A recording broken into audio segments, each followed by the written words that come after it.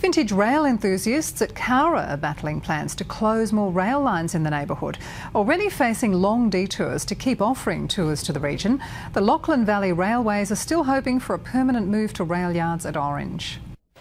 As the crowds lined up for a vintage train ride at Orange Railway Station, the turmoil affecting Lachlan Valley Railways wasn't even on the radar. Travellers making the most of the misty weather to soak up the atmosphere of public transport from an earlier generation. I've come with my cousins. Oh mate, something to do on a wet day. Yeah, it's a miserable day, support the railway. The volunteers at Cowra's Lachlan Valley Railways have fully restored these three 1920s-era Railmotors. On small country lines, these diesel-powered, self-contained carriage trains were the daily workhorses that kept passengers, freight and mail flowing around the west. Some were still in service through to the 1980s. These days there are many fewer rail lines, and that adds time and expenses for trips like these from Cowra.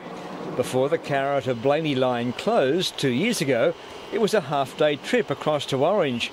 But before this week's trip began, the 5-person Cowra team had to travel south to Harden, further south to Cootamundra, west to Stock and Bingle and Parks, before cutting back to Orange.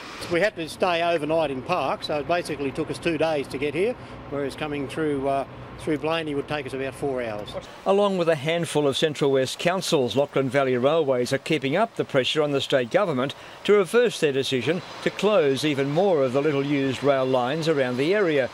If they don't succeed, the prospect of Cowra losing its unique collection of trains to Orange is still on the cards.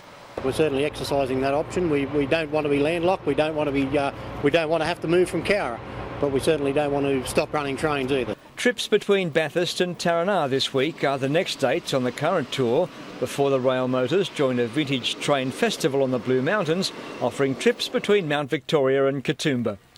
Alan Reader, WE News.